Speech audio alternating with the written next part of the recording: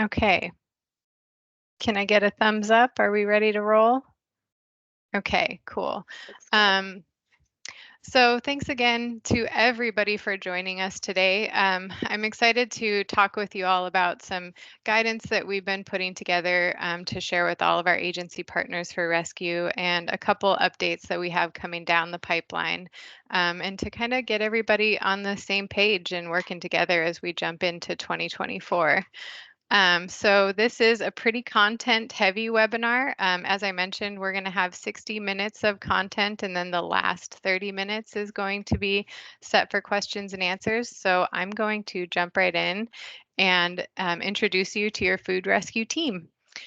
So my name is Andrea Richards, also known as Dre around the food bank. I'm the food rescue manager, and I've been in this position for about 2 years now. And then excited to introduce to everybody today, Christy Gregory. She's our new food rescue coordinator.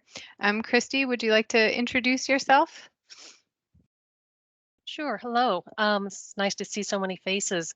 Like Dre said, I have been with the team here for about 20 days now. And so this is kind of a baptism by fire for me. But I am really looking forward to getting a chance to know all of you and to exploring more of what the food bank has to offer and seeing how we can best improve all of our relationships. Okay, thanks, Christy. And Christy is going to be your contact moving forward for ADR reporting questions and the person to reach out to if you have any corrections to make. And she's also going to be working to help make connections between our donors and you, our agency partners, and another myriad of things that to support our agencies in food rescue. So you can look forward to working with her moving forward. Let's go through the agenda today here. We're going to start off with Christy talking about the edible food recovery, which is a law in California. It's called 1383, making food donations mandated for certain donors. And then she'll talk about some donations that will be coming our way here in 2024. I'm going to go into introducing the food rescue toolbox to all of our partners, and we'll be talking about specific documents and going into detail about how to use those documents and how they can help facilitate your rescue. And then we'll be talking about some Feeding America contract updates towards the end, and we'll introduce a follow-up questionnaire that we will be sending out to all participants here and just asking for one response from each agency to help us get a better idea of what the setup is like at your agency and how we can further support you in the coming year. Just a little housekeeping before we get started. Everyone's mic is muted. We're not going to be taking questions during the presentation because it is so content heavy, but I will encourage you if you have questions to put them in the chat. Kelly's going to be answering questions in the chat that she can, kind of that are sort of easy to knock out along the way. Those bigger questions that we will be helpful to address with the group, we'll go ahead and save until that 30 minutes at the end. And I'm going to ask everybody before we get started to let's see, let me preface this by saying there's going to be a lot of information shared here that is going to affect different agencies in different ways, kind of depending on your specific procedures. But I'll ask that the questions that are asked today remain sort of general and applicable to all audience members. And then those agency specific questions about how it affects your processes can be addressed individually via email, phone call, or an upcoming site visit. Christy and I will be coming around to do in-person site visits with everybody so we can learn a little more about what your setup is like at your agency and what your needs are as far as food rescue goes. And there will also be a spot in that follow-up questionnaire where you can ask some specific questions and request follow-up. So we don't mean to leave you hanging for what it means to you, but we will ask to keep the questions more general today. And before we get started, I want to share When putting this information together, some sort of themes started to emerge, and I wanted to share this with everybody before we get started to establish some shared objectives that I hope we can all realize together during the webinar today. The first objective is to strengthen our food rescue network through interacting with fellow agencies and collective action. We are part of a network, and I think the more that we're able to interact with one another and know what one another is doing and how we can support our fellow agencies, the more we'll be able to strengthen our network and make changes in food rescue in SLO County by doing collective action together. The next objective that I hope we realize today is we're going to invite communications with donors for productive rescue partnerships.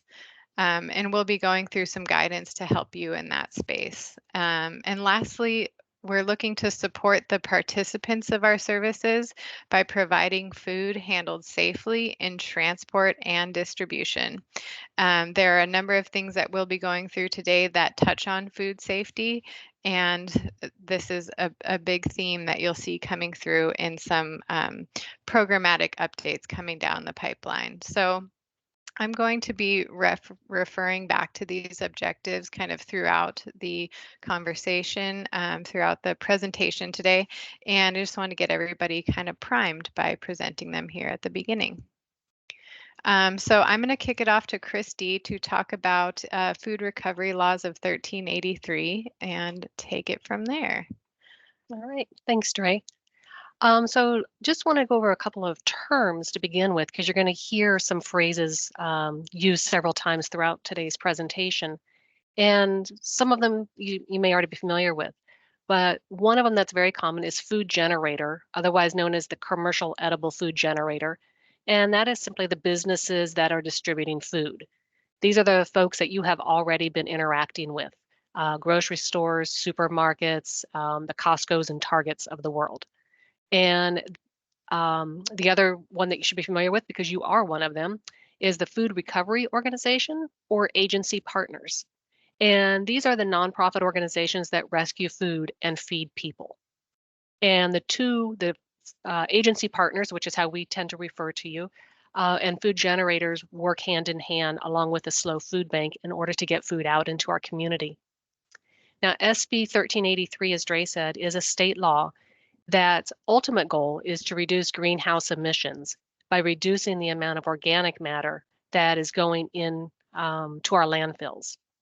And one of the ways that we hope to achieve that is by taking food from the commercial edible food generators and getting it out to the people.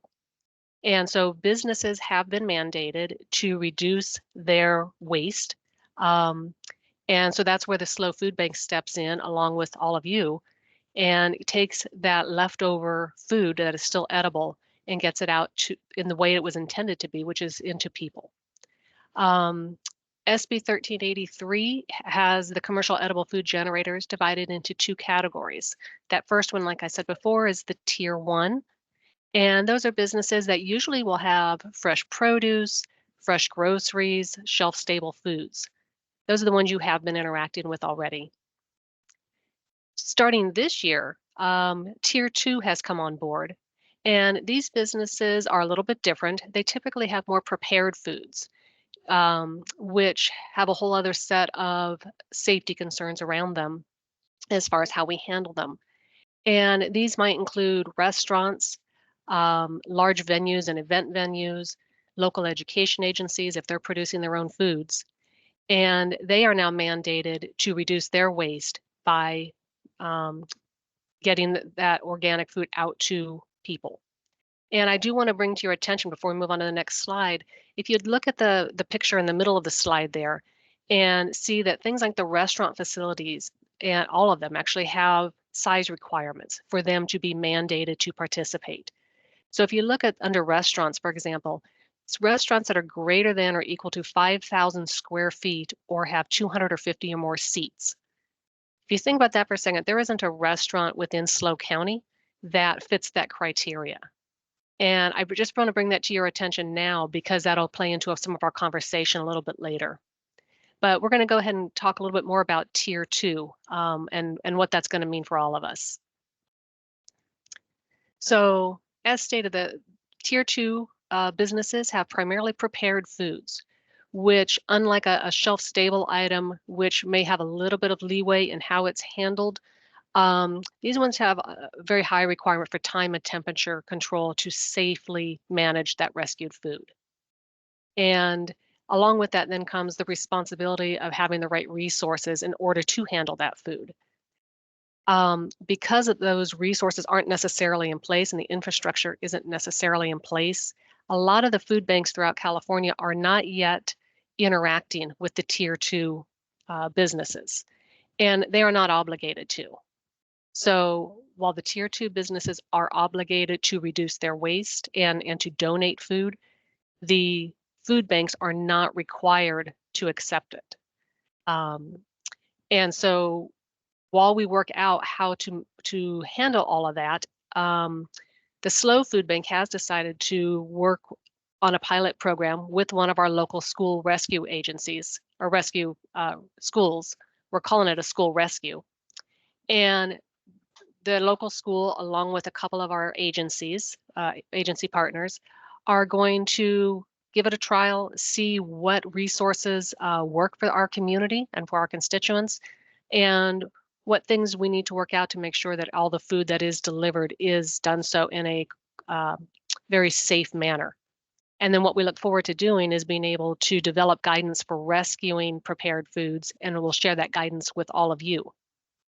And the reason we bring that up is because, and Dre is going to touch on this, is that you, agency partners, are not required to accept donations from any generator if the donation does not meet your organization's need. Thanks, Christy, and I'll go ahead and take it from there. The one thing that I want to point out, and Christy hit on this as well, all of these Tier 2 donors, as she said, are going to be mandated to start donating, but not to worry. That doesn't mean that we have to all of a sudden get our ducks in a row and be ready to get that food out to the community. There are systems in place for those donors that aren't able to pair with food recovery organizations to show to the state that they have given an effort and that there's nothing available for them at this time. So I want to share with everybody kind of a little guidance for if you do get reached out to by a Tier 2 donor, because it's possible that that will happen. We're working with the IWMA to get the messaging out to donors that they want to reach out to the food bank, but it's possible that some will be, missed that message or are just sort of excited about compliance and start reaching out. So I wanted to share with you sort of some guidance on how to respond if you do get a call from what you expect to be a Tier 2 generator. Just to be clear, we're not going to be moving forward. The food bank will not be moving forward with establishing Tier 2 partnerships until we have the infrastructure in place that we're exploring with this school rescue pilot, and until we're ready to provide guidance to rescuing agencies on how to safely rescue prepared food. And at that time, when partnerships are established with Tier 2 generators, because of the laws of 1383, it's going to be required that we establish contracts and that we establish systems for reporting. And for that reason, we're going to advise that any agency that gets reached out to by what they think is a Tier 2 donor, please advise the donor to contact the food rescue team here at the SLO Food Bank. And we're happy to talk to them about their options for partnership and where we are in our ability to partner with them. And as Christy had mentioned, none of the restaurants in SLO County are officially considered Tier 2 generators because they're all spatially too small to be considered a generator. With that being said, our guidance is to partner at your own discretion with these restaurants. I will put a caveat that I will, let's see, caution against jumping into a partnership before we are able to provide you with guidance about rescuing prepared food safely. But as we've communicated in prior emails, any of the partnerships that the food bank is not required to report on, we don't require our agencies to report on, and we don't support those partnerships. So restaurants would fall under that category as not requiring reporting and partnerships not supported. Um, Please do feel free if you have any further questions about tier 2 donations to reach out to your food rescue team, and we're happy to talk with you about it. Um, with that, I'm going to move on to the Food Rescue Toolbox. I'm very excited to share this with everybody today because we've had a lot of updates to this as of late, and I'm hoping that with sharing this with everybody, it will start to be utilized in the way that it's intended. So we're going to take a quick field trip over to the SLO Food Bank website so I can share this with everybody, and give me just a moment.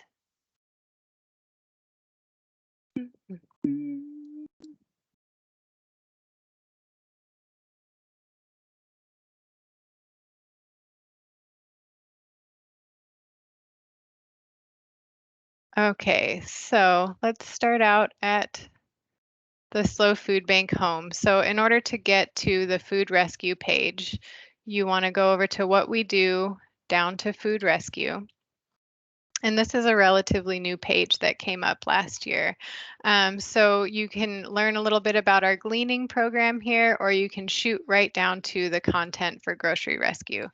So we're going to go down to grocery rescue, and the food rescue toolbox is accessible right here. So let's click on that. And the Food Rescue Toolbox is actually embedded within the Hunger Relief Network Toolbox, and it's in a section called Food Rescue for Agency Partners. So here you'll find links to a bunch of supporting documents and resources that are available to agencies rescuing. You'll also see a link right here for Primarius, where you can log in to enter your ADR reporting. So we'll be going through a number of these new updates today during the presentation, and just want everybody to know that this resource is available to them to access these resources moving forward. And we're going to move back to our presentation here.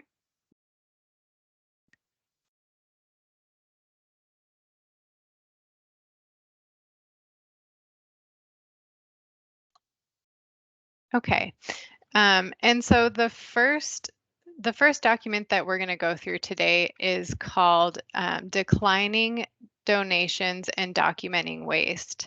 And this is something after going around and rescuing with a number of agencies, I started to see that we could use some guidance in this area. And so we've been putting this together at the food bank for some time now, and I'm excited to be able to share it with everybody here today. So I'm going to break this down into kind of two different parts, and you'll see the guidance is broken down that way too. The beginning of it is just declining donations.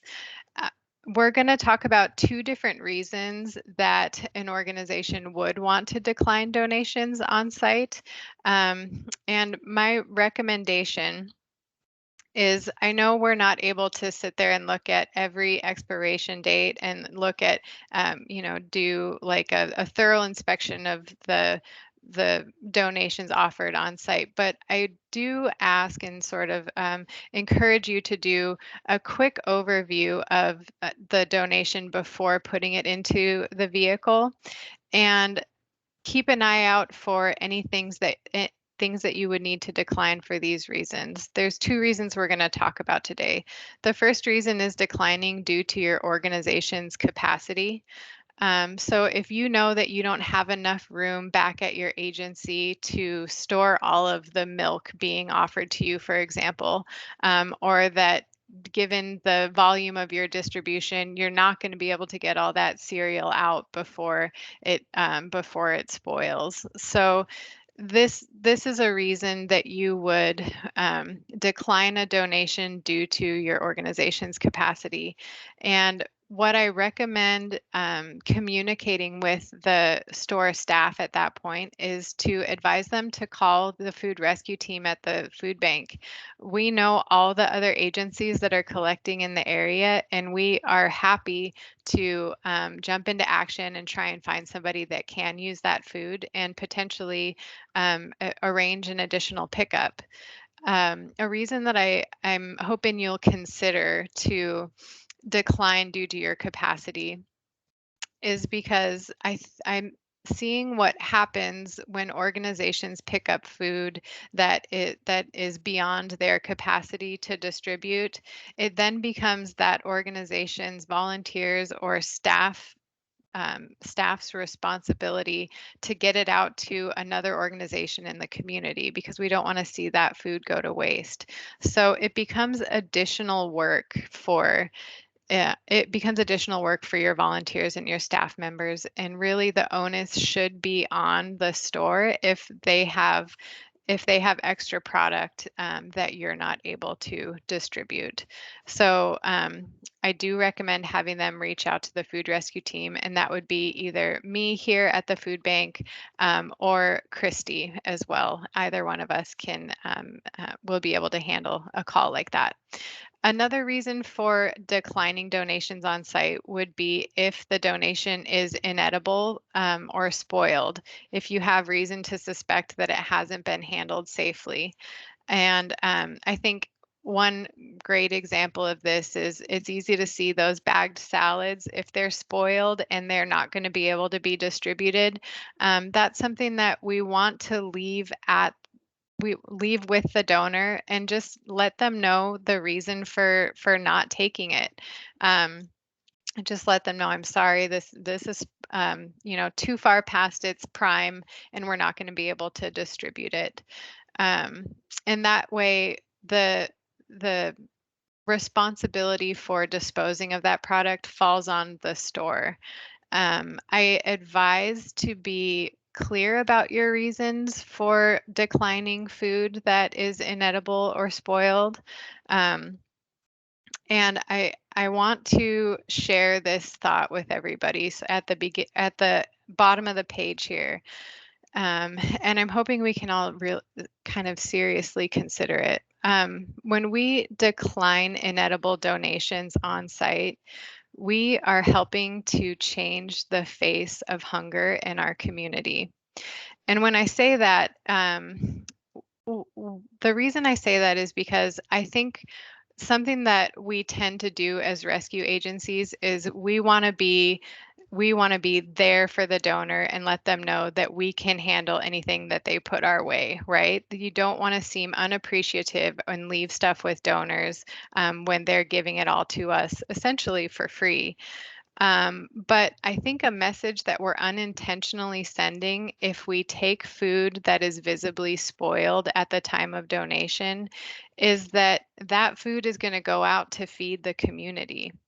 And I know a lot of you know your participants on a first name basis, and it's important to you and it's important to us that we're able to serve our participants with dignity. And I want to be sure that we're sharing that message with our donors as well, that they understand that our neighbors in need out in the community only take food that's been handled safely and that's still safe to consume. And if we're not able to get it out in the community, then it should be discarded at the site. So I hope you take that to heart and think about it a little bit. Share it with your volunteers that are collecting grocery rescue, and see if we can start to move the needle in the direction of having those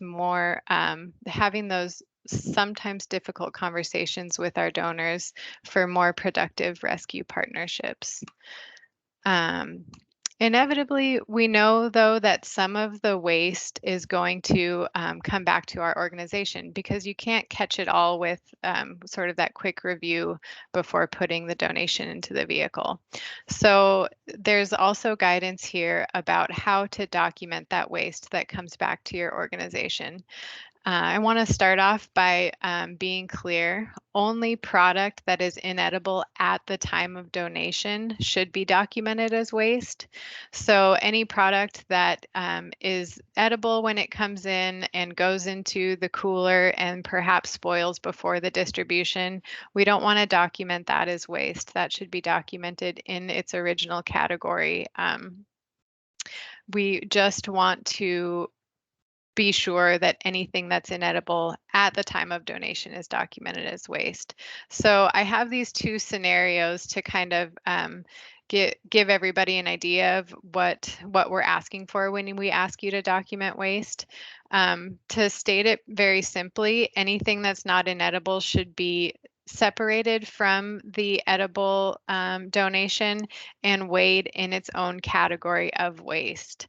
We don't ask you to break down the waste into separate categories, so you don't need waste of bread, waste of dairy, and so forth. It can be in a bulk weight, but you do want to ensure if the inedible food was actually weighed into its original category first, that that weight gets taken out of the original category before you move it down to the waste category. So if we look at this scenario number one here, you have a nice little basket of bread, 10 pounds of bread, and it's all edible. So that will go into the bread and bakery rescue um, category in the ADR report. However, let's say you turn around a couple loaves and you find, oh, there's mold on that bread, a couple of them, right? So 2 pounds of the bread in that basket is actually waste. You want to be sure if you've already weighed it into the bread category, you subtract that from the original weight. So we end up with 8 pounds of edible bread and 2 pounds of waste. There's also a comment section in the ADR report. And I'm going to encourage you to use that for a pretty specific reason. And that is if there's reason to document waste that's coming from a donor that you suspect you might want to um, talk about that donor with in the future. If you're seeing sort of a pattern or something where you may want to I guess, talk with the donor about the pattern that you're seeing and see if we can come to a solution about avoiding it in the future. So when we have to have conversations like that with the donor, it's best to have these details like of what exactly it was that made the donation inedible and the specific weight if there was other waste in the category. So these details I will encourage you to put in the comment section in order to reference later if needed. And that's really at your discretion. I will say when you use the comment section in your ADR report, I want to be clear that you're not directly communicating with the food rescue team. This is information that's there that we can reference later, but we don't actively monitor what's coming through in those comments. So please keep that in mind and let us know. Well, let's see, I'm going to kind of get into what you want to do if you need to talk about a problem of waste with a donor in the next slide.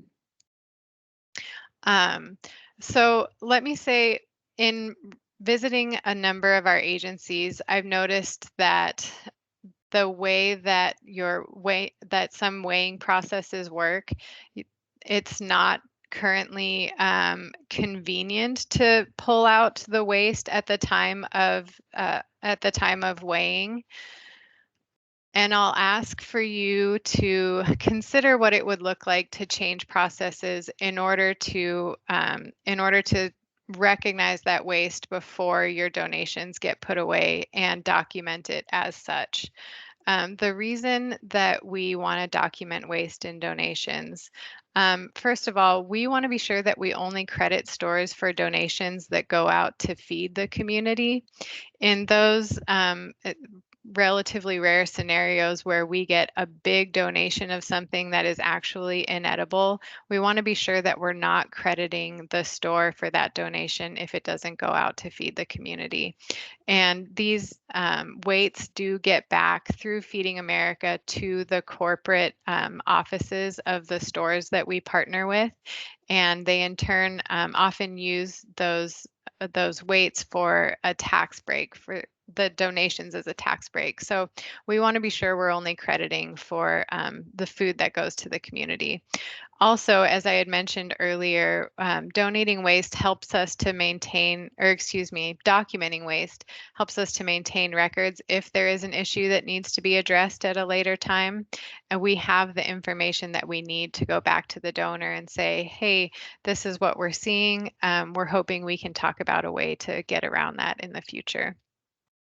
The last thing that I want to say on this topic is if you are finding that you need help addressing inedible donations with store staff, please feel free to reach out to the food rescue team and let us know what you're seeing and what you could use support with. I know not all volunteers are comfortable with having conversations like that, and I understand that. So your food rescue team is here to support you. So please do reach out to us if we can help with conversations with a specific donor. Next, we're going to move on to some guidance that we have regarding best buy dates and sorting guidance for shelf-stable and perishable foods. So, Christy, take it away. All right, thank you. So hopefully this image that you see on the screen there, you may have seen already before, and have it already within your agencies, but if not, you can also find it on the Food Rescue Toolbox that Dre shared. And the reference posters, including this one, can be used in conjunction with a product's best buy date when deciding if a product is safe to consume.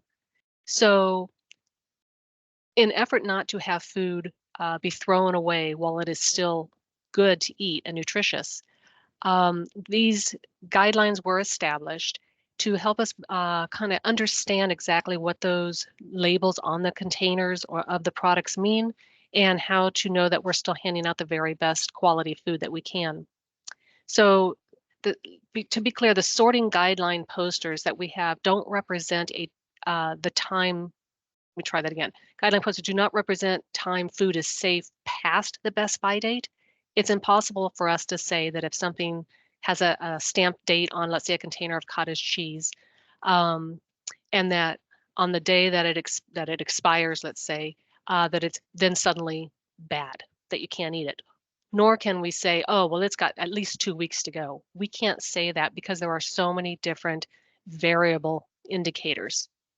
For example, um, if you look at any product that you have in your pantry, you might see products marked with best if used by, sell by, use by, or freeze by. All of those mean something different.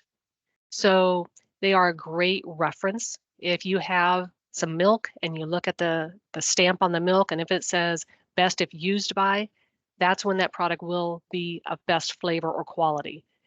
So each one of those different things means something just a little bit different.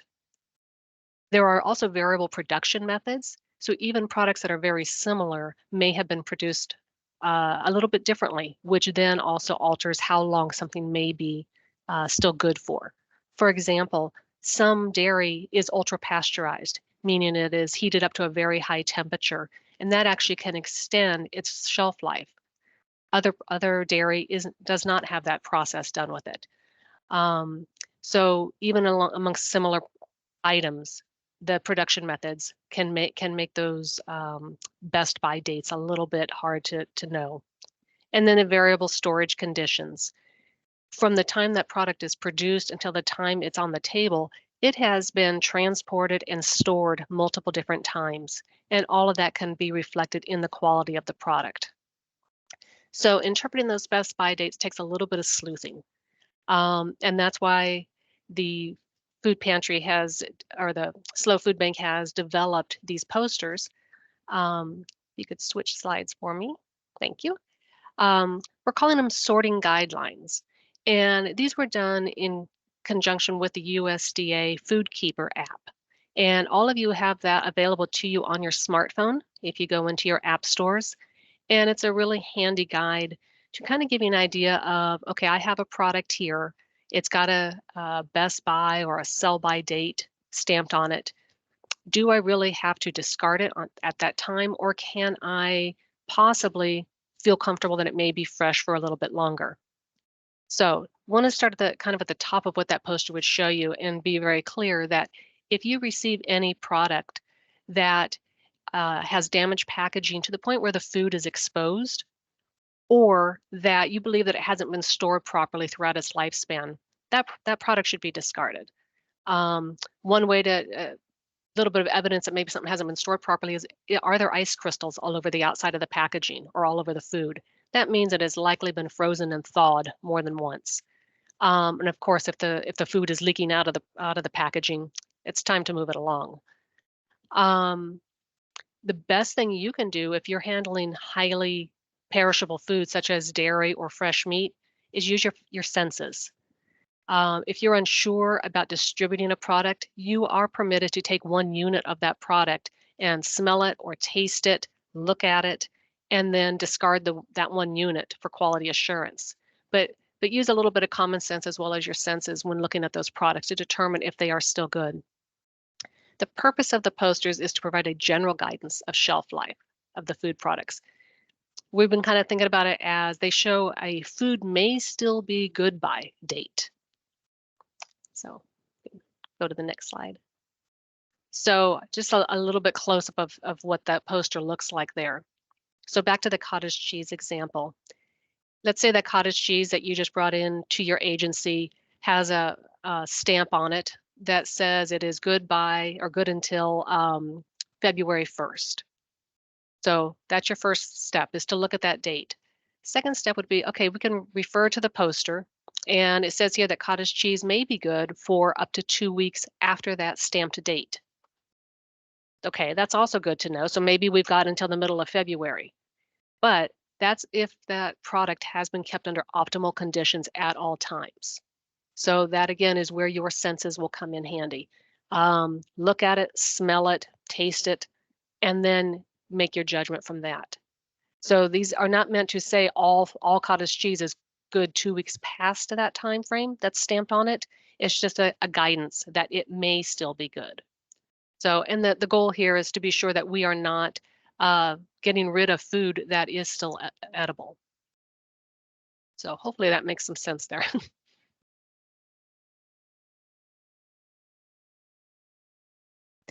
Thanks, Christy. And we also have our food procurement and safety manager on the webinar with us today. So if we have some follow-up questions, she can help us to articulate what guidance we're sharing with those posters.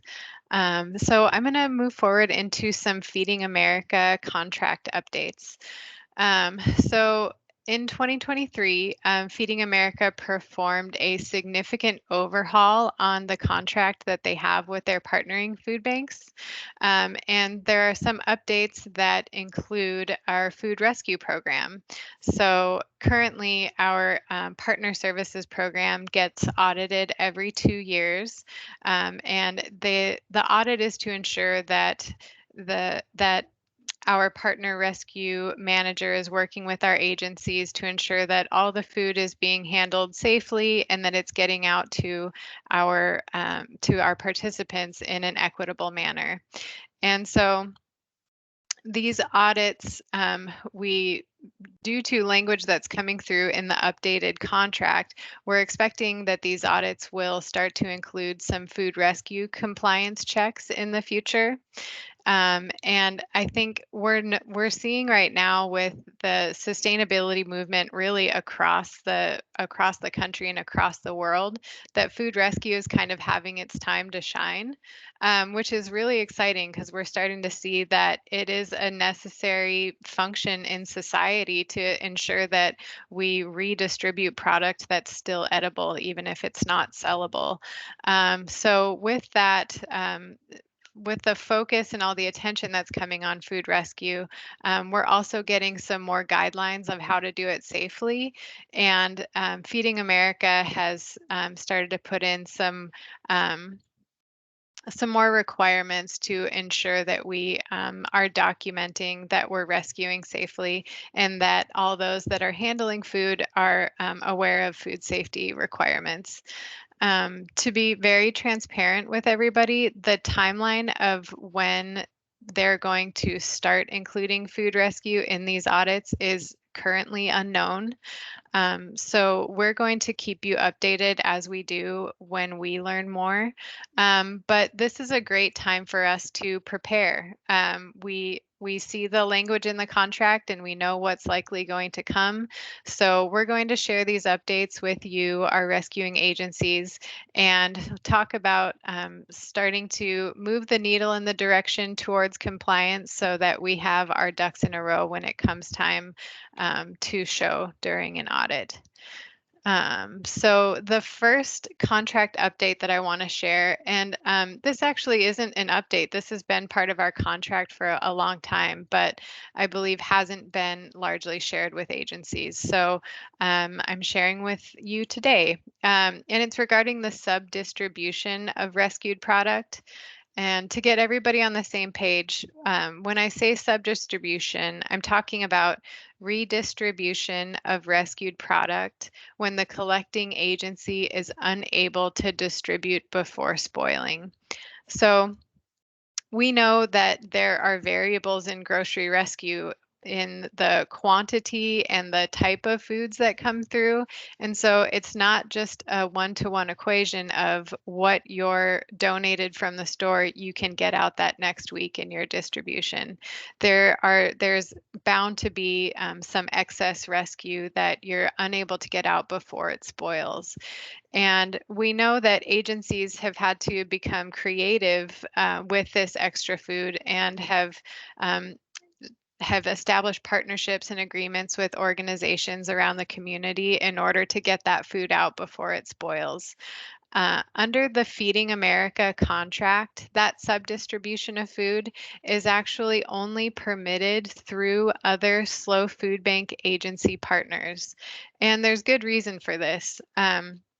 One reason is to ensure that the food is always handled safely, because we do go around and do site checks and ensure that all of our agency partners do have food. Well, there's a requirement for a food handler certificate.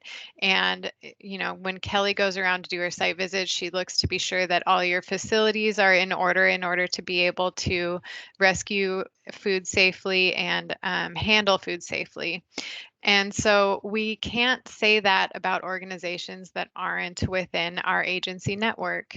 Another thing that we can ensure when it stays within the network is that the community has equitable access to that food, and that it's being shared the way that it was intended, free of charge and equitably to participants in our services. And unfortunately, these aren't things that we can promise when food ends up going to organizations that are outside of our network. So the idea behind this is for us to be able to confidently say to donors when they donate to agencies that are part of the SLO Food Bank network that their food is being handled safely and is being distributed free of charge and equitably to the community. And that's what we're looking to affect with keeping sub-distribution within the agency partners. So Kelly and I sat down and thought, okay, this is going to be a big change for a lot of agencies. How can we help to support keeping that excess food within our network.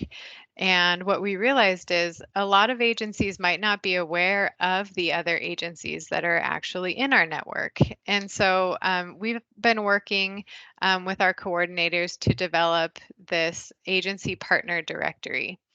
And this is available to you in the Food Rescue Toolbox. It lists all of the agency partners that are under the SLO Food Bank network. It has their name, address, a contact phone number, and then notes about their distribution and days that they distribute. It also has notes if an agency doesn't have refrigeration or a freezer, so that we give you all the information you need to kind of understand who would be best to reach out to with a specific type of food that you have.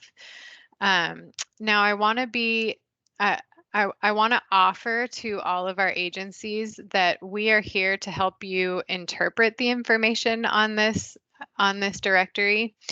I understand if you're an agency that's picking up rescue and SLO and you have, 40 gallons of milk and you're looking for an agency in the network to distribute it to, you've got about 20 agencies here to reach out to. And we're not saying, okay, start with the first one and take it from there. Please do feel free to reach out to Kelly or I and ask for help with some pointers of who specifically to reach out to. We're happy to help you interpret this and give you some ideas of who might be a good organization to partner with. And the hope is that you'll start to find a couple of nearby agencies that are convenient to work with and that you find can often take your excess product. So please do utilize this as a resource and let us know if we can support you in oh, what's the word I'm looking for? In interpreting the information on this directory. So uh, I want to say again, we recognize that this is going to be a big change for our agencies. We know that a lot of agencies throughout the years have sort of developed partnerships with organizations outside of our network to do sub distribution. I'm going to ask you to put a good faith effort into moving the needle in this direction. Um, if you are partnering with an agency that is definitely depending on that food and you're worried about them not having it in the future, maybe talk to them about becoming an agency partner. There's our agency partners, as you know, have access to a lot of free or very low cost food. And so it could end up being, a wonderful opportunity for them. So that's just one idea. But we do ask you to consider the reason for this change and put a good faith effort towards moving the needle in the right direction. And also, please let us know how we can help support you as we work towards this. Moving on to the next update. This is related to food safety training, and this one's actually pretty exciting for me.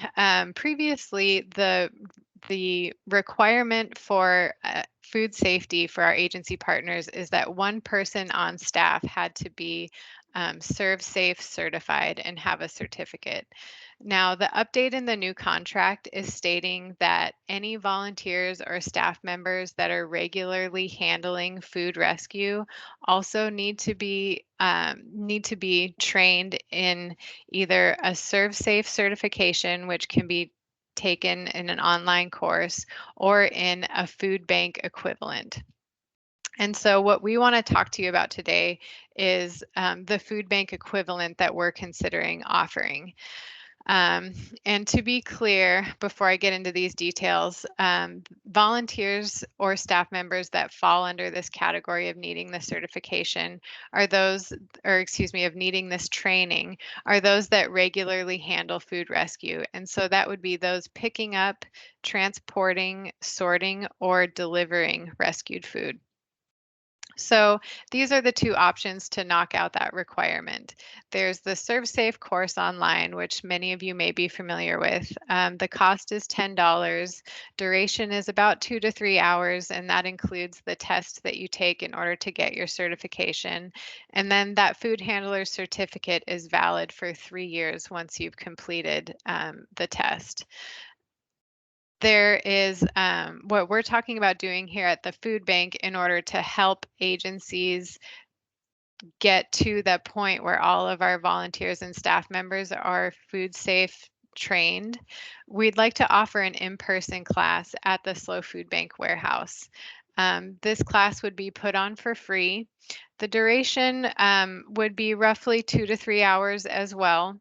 And the content would be slightly different. As you see in the Serve Safe course online, the content is pretty general to food service settings and almost more applicable to restaurants in most cases.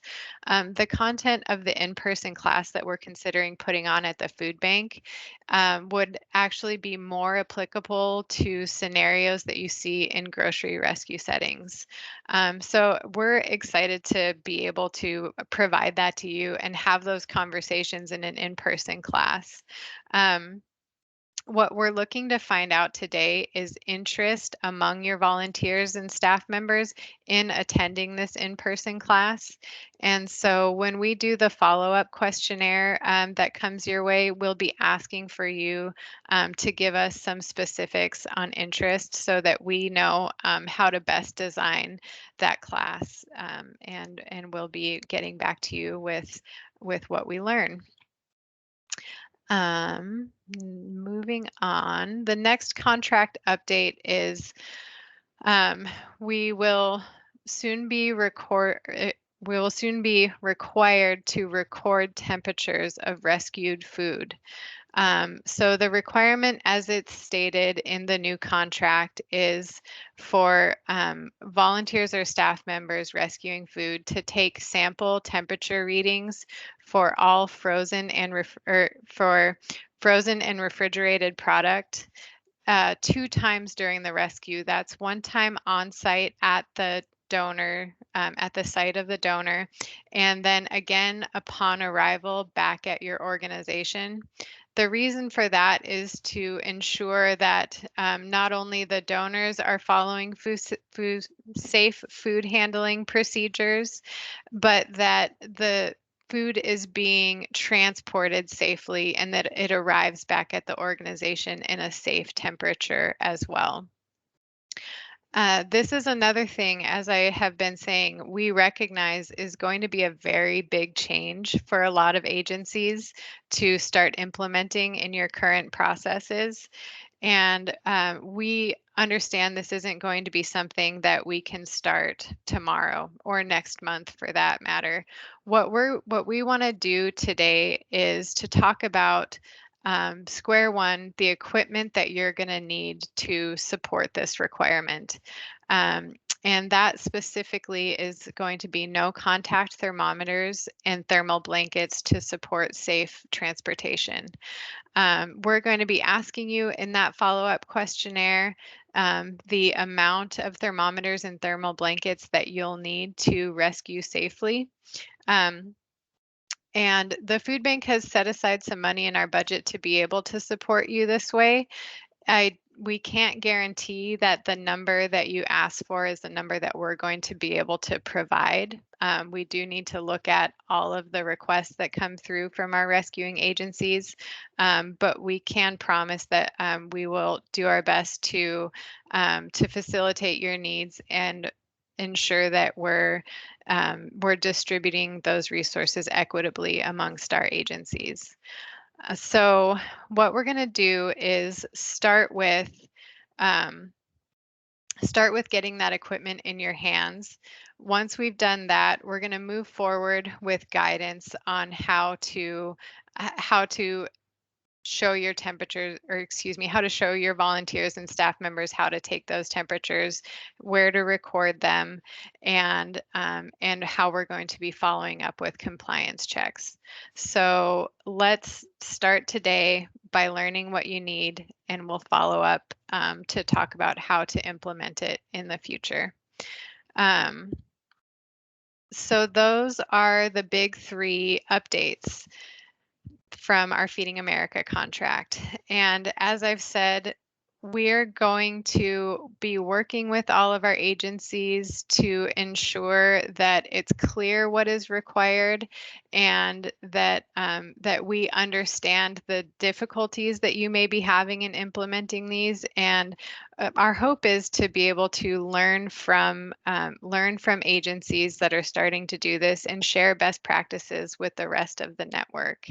And so please understand that this is going to be a collaborative process, and we're going to be working with agencies hand in hand along the way, and keeping communications up so that we can be ready to show our progress when it comes time for those compliance checks.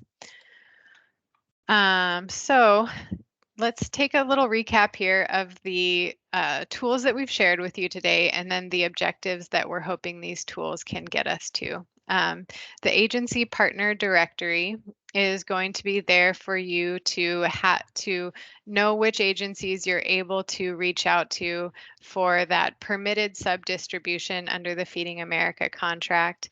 And we're hoping with agencies starting to get to know one another that we really can start to strengthen our food rescue network and open up those communications. We also gave you some guidance on declining donations and documenting waste in your ADR reporting. This is going to Putting this into action is going to be inviting communication with donors that may be a little bit uncomfortable, but we're hoping in the long run that it helps to facilitate more productive rescue partnerships.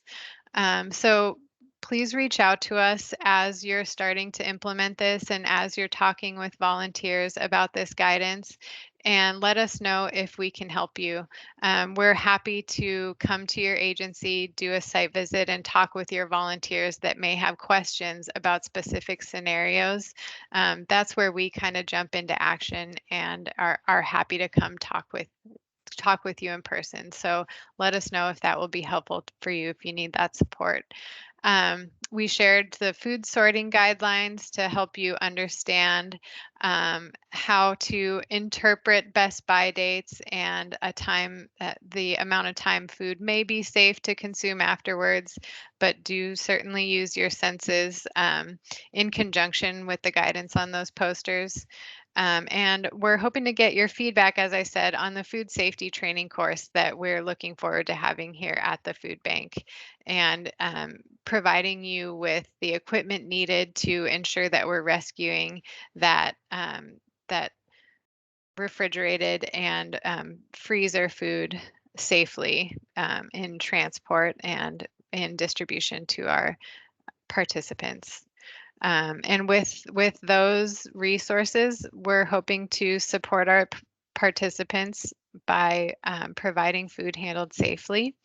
Um, and we're looking forward to working with all of our agencies in order to enhance our protocols and be sure that that this is a reality.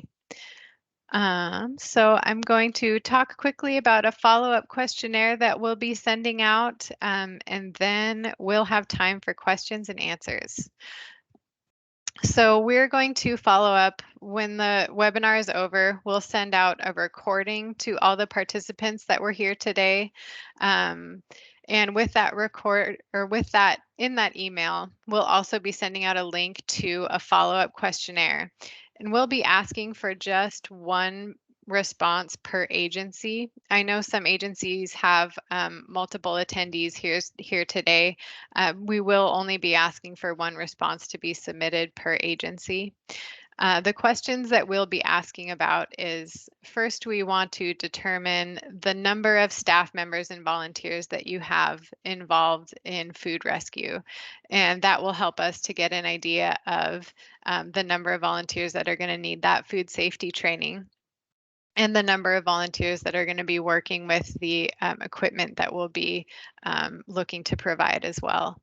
We're also going to ask for your volunteer and staff members' interest in the ServeSafe online course and the SLO Food Bank in-person training.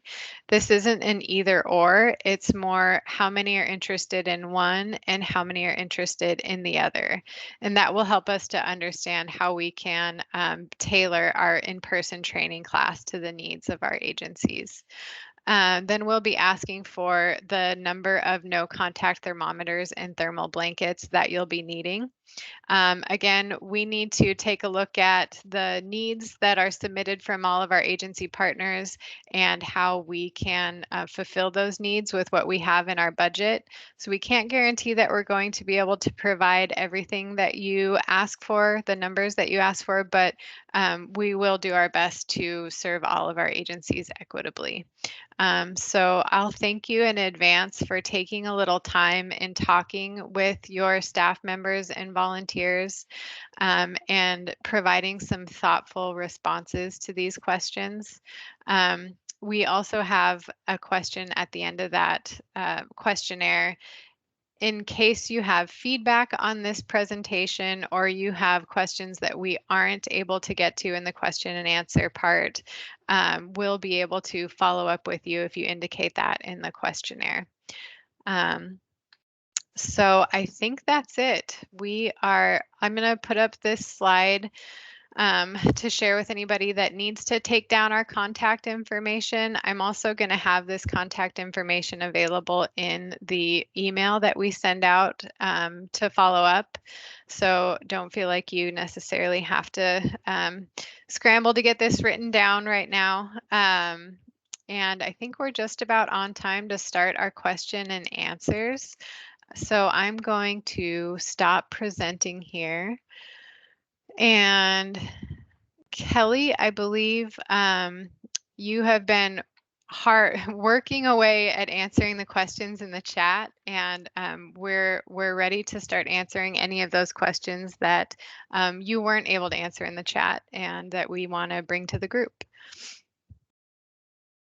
Excuse me. I think I got to a lot of them. And if anybody is wondering how to view the chat, in the upper right-hand corner of your window, there should be a little, it looks like a little speech button that says chat. And if you click on that, it should bring up a sidebar on the right where you can scroll through and see them. And I think we've answered a lot of the questions. And again, everything has been recorded and we'll send out a follow-up email. And if there's anything you're not finding, please let us know. Some of the common themes were contact info for Dre and Christy, which I posted. If Dre or Christy are ever unavailable, please call our main front desk line. We have real humans answering the phone. I know that isn't as common these days, but we have staff members answering the phones. Our general office hours are Monday through Friday, 9 to 5. I know sometimes food rescue happens outside those hours. So again, we'll make our best efforts if it's a time sensitive situation to get back to you. And our team on the front desk is best suited to help direct those calls. Like if Dre and Christy are on well-earned vacation, you could probably expect to hear from me, Emily, or Natalie. So we'll make sure there's someone there. And then let's see. Kevin had a question about if a product is beyond an agency's need but not spoiled, so it wouldn't be declined as waste. And there's different volunteers picking it up. And so in that case, the two options would be that we talked about in the webinar would be the agency partner directory of the other agency partners that might be able to use that excess product that your agency cannot use. The other instance would be if it's regularly recurring, to let our food rescue team know kind of what's going on and what you're seeing and what products, and we might be able to arrange a different pickup schedule or more pickups with agency partners to kind of help with that to make it easier, provide guidance. Let's And do you see. mind if I jump in there as well, Kelly? Yeah. I would say our first line of defense when we have excess product that is being offered as donation, if the person that's picking up knows that you're not going to have the capacity to distribute that product before it spoils, I recommend declining it at the store at that time and just letting the store know that it's actually beyond your capacity to take, but the store can reach out to the food rescue team here at the food bank, and we're happy to see if we can find another agency that is able to take that food.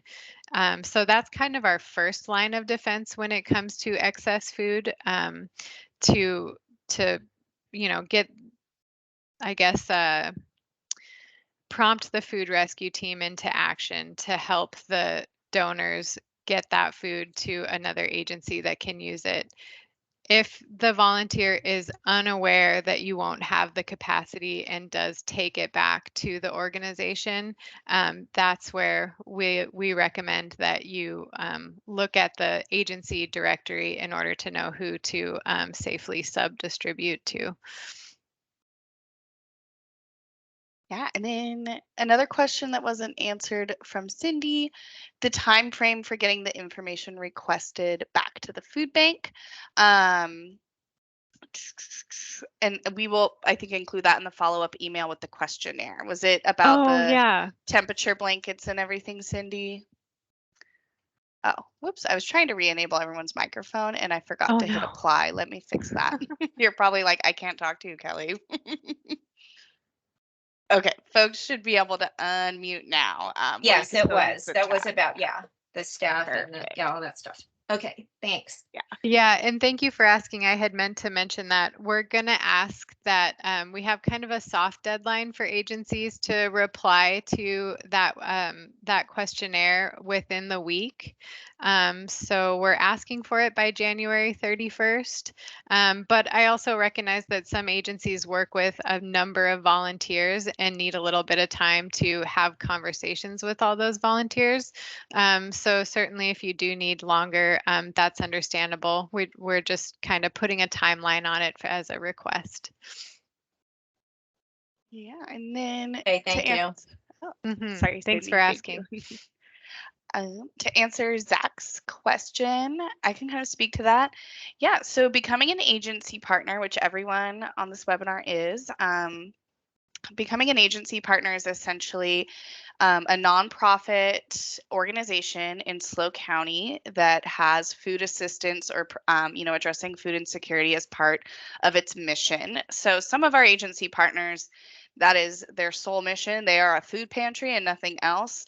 Other agency partners we completely recognize might be an organization that has a larger mission, but that food assistance and providing food is a part of. So the first step is an agency partner has to be a registered 501c3 nonprofit organization. They have to be operating in SLO County. And then when we receive an application from a new organization, Natalie or myself start with a general meeting to hear about what type of food program the agency is interested in running or already operating. There are definitely nonprofit organizations that are operating food assistance that aren't an agency partner, and that is great and fine. And so we take a look at that, and then we do a pre-operational site visit to make sure that the site is suitable and safe to store food. And if not, we tell the agency what would be in line with that and provide guidance on how to get there. A lot of that is stuff that you all are familiar with, like food needs to be stored off the ground, fridges and freezers need to be in the right temperature zones, and kind of basic food safety standards like that. The reason behind that is because even if food is being distributed for free, it is being distributed to the public. And so we always have to be aware that when you distribute food to the public, it falls under different regulations that are informed by, the US food code, our state food code, our county environmental health, about making sure that the food is safely served to the public. So that's kind of the reasoning behind the food safety aspect. And then We also look to make sure the organization would be distributing equitably, to our community, so that somebody does not have to participate in a political or religious service to receive the food, because it is donated food for free, generally from donated funds too. And the intent of that is to get it to people in need in the most accessible way.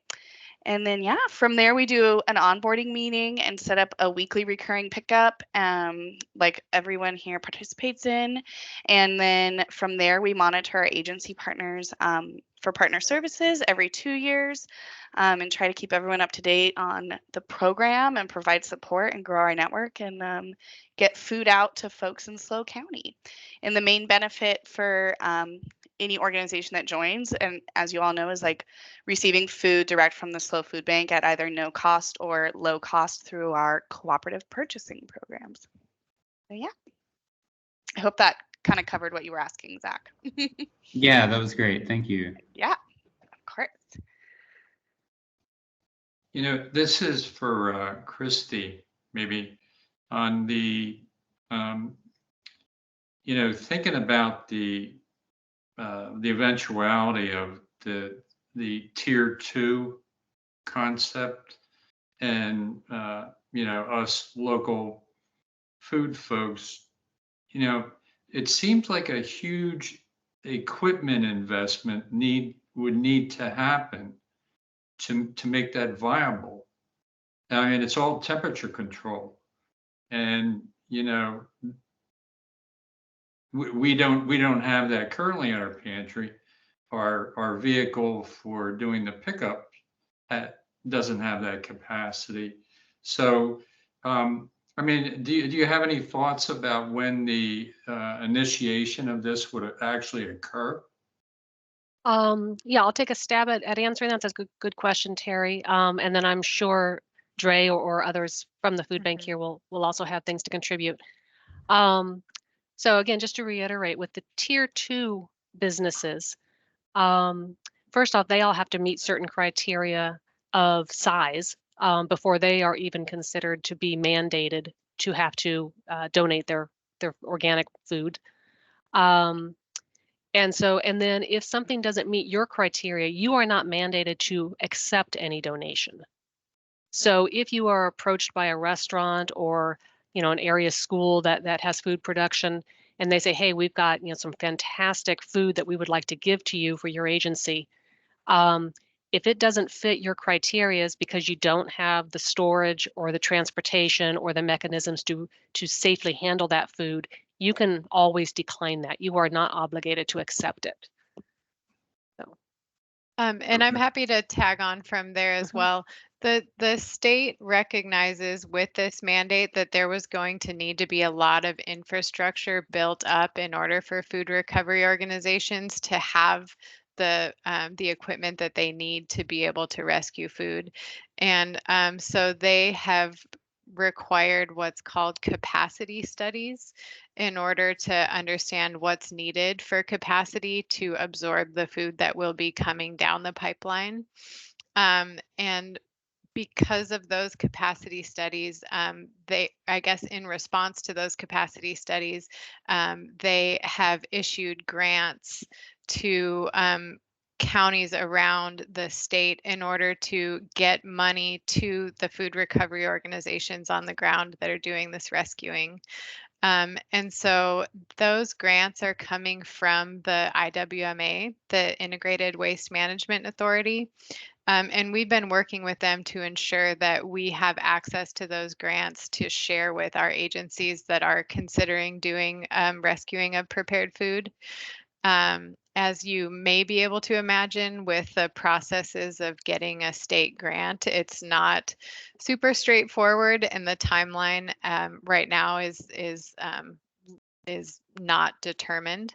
We're thinking roughly that we could start to see what the process will look like for applying for these grants about halfway through the year.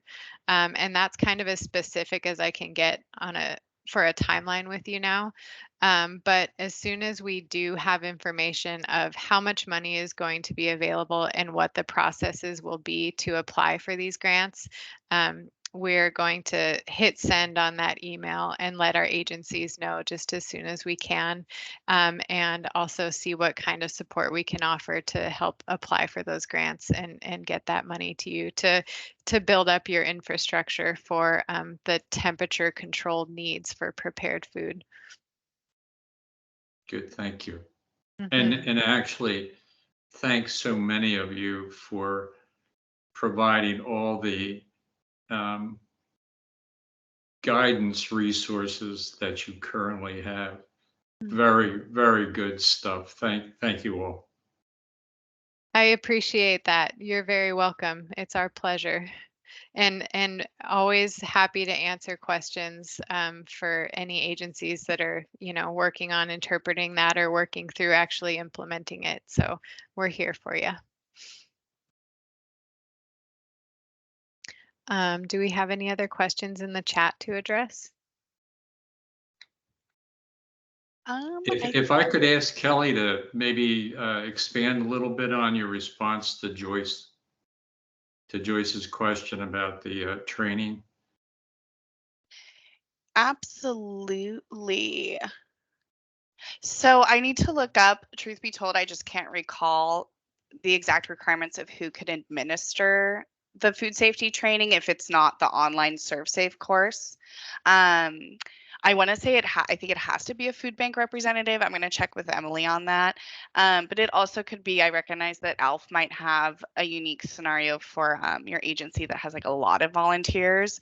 And so part of the questionnaire that Dre is going to send out is also going to really help us figure out what type of how many participants and how many volunteers and staff total from all agencies, but also specific agencies might need that training. And then from there, I think we can have a better answer about what's the most accessible way and also the most cost effective if you have a lot of volunteers who don't want to do the online course that costs money. We just want to make sure it's easy enough for everybody to access it. And I recognize that coming in person to the SLO Food Bank might be something that we have to work on or get creative on to make sure everyone can make it in time. So yeah, I'm going to look up find out definitively who can administer that test, as I think it has to be a food bank representative.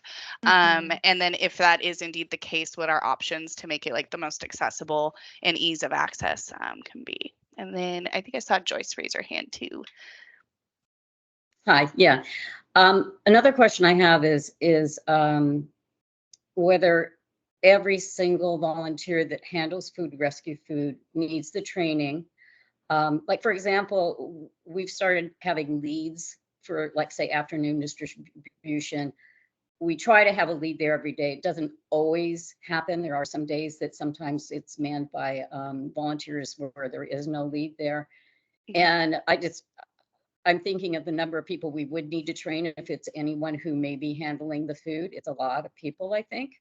So would it meet the mandate if it was just the leads that were trained? And the drivers. I mean, there's other people too as well. Do you want to go, Dre, or do you want Yeah, to go?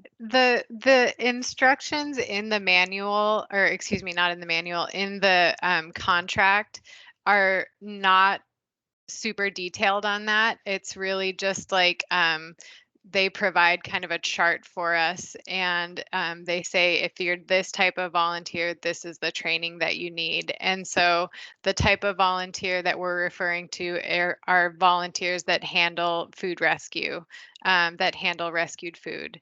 And so that's really sort of the extent of the explanation that we see in the contract.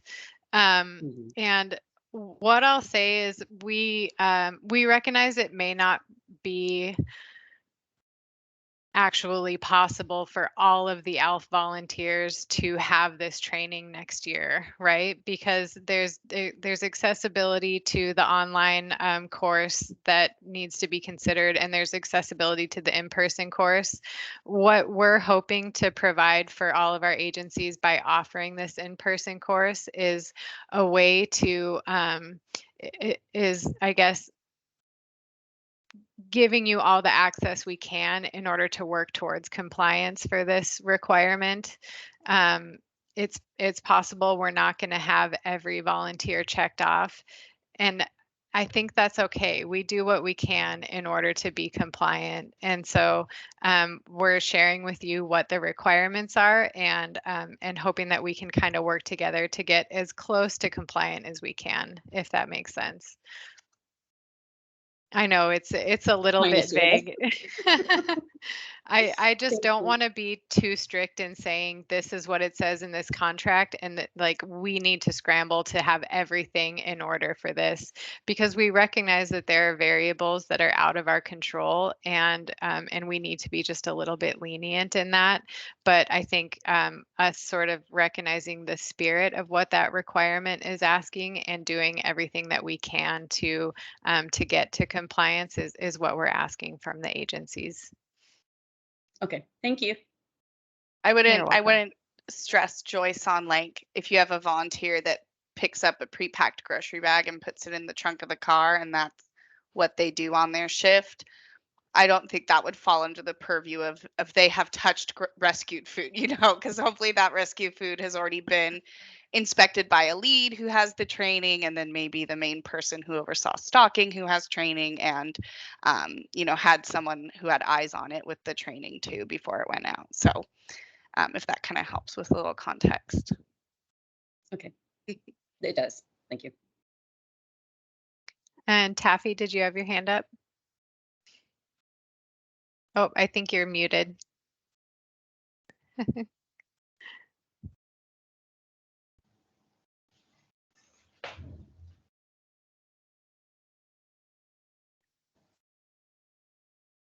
It looks like you're not muted, but Yeah, for some reason we can't hear you, Taffy. It might be.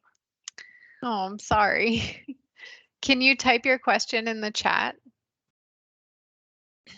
Oh, No. bummer. Look. Well, if you can text it to me, I'll read it out loud. Okay. Do we have any other questions in the chat to address in the meantime? Review. I think we answered most of them. I did see a couple questions about where to find this info. And I will admit it is a little nested on our website. And while we wait for Taffy, I could share how to get there if that's helpful. I figure it never hurts.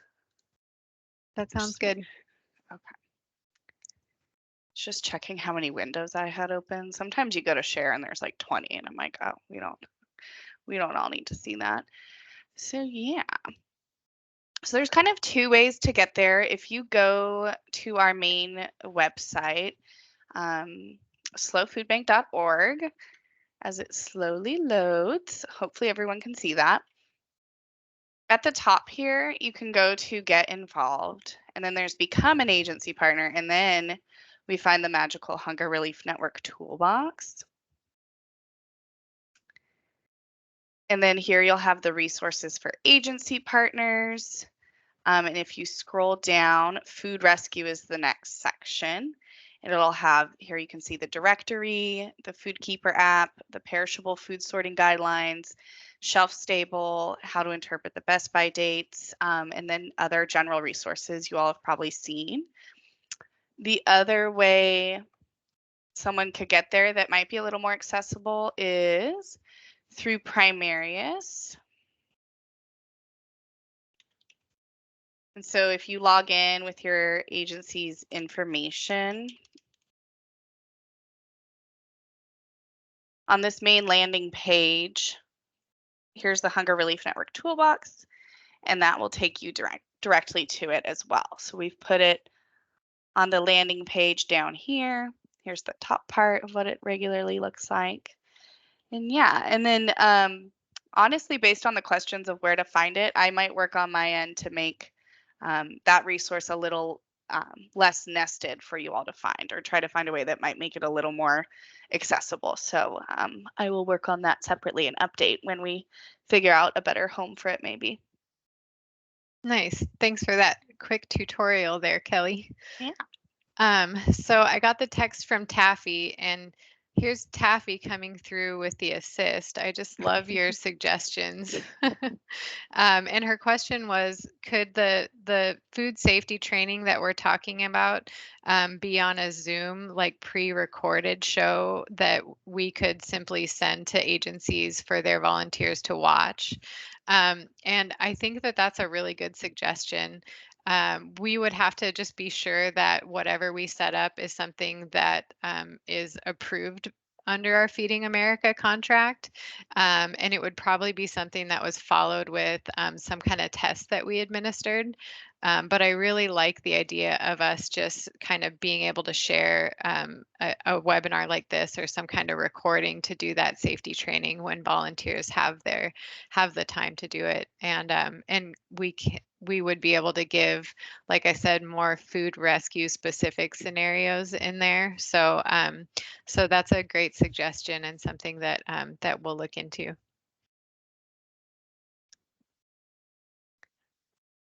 Do we have any other questions in the chat, or should we open up the floor for any follow-up questions? I think I got all the chat stuff. Just double checking. I feel good about the chat.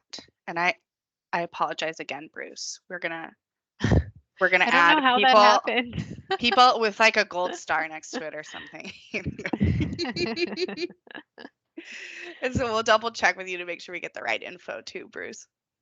You know what, though, that brings up a really good point is that because these documents are and like specifically this directory is going to be available through that link online, that's where you'll be able to access like the most updated version of it. I know sometimes agencies will print something like that resource and kind of have it pinned to a wall, but it's something to consider that we may be updating it on the back end, and you can always go to the link on the website for the most updated version. So I'm glad you brought that up. It brought up a good point. And we'll be updating that with People Helping People very soon. Yeah, and if you use it and find that information on it is incorrect or out of date, please let us know. We try to keep up with what all of y'all are doing as best we can. So. Okay, Joyce, it looks like you have a question. Yeah, just on the list and stuff, and the fact that sometimes we do print them out. And is there a date, a revised date on it that we can look at to see whether we have the most current one? Yeah, in the top of the in the very top there in the title section, you'll see, I think it's like underneath the title in the lower kind of right hand corner, it will say updated and then the date, so you'll know. Okay, perfect. That's Thank a good you. question. What is it? Yeah, and it brings up another good point too, Joyce. This resource is slightly different than, say, our food locator map, because we do have some agency partners that are not listed publicly because they might be an enrollment program or for program participants. Some examples can be residential homes, for example, or recovery homes. Some of the school-based programs are like food programs for kiddos enrolled in school. And it doesn't mean that that organization maybe wouldn't want to accept food from another nonprofit. They absolutely are held to, the same standards that all agency partners are.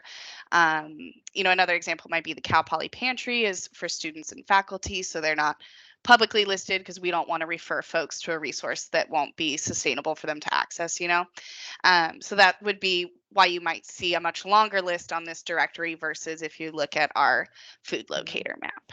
And so there might be some new organization names you haven't seen before, which is kind of cool because they're in the network too.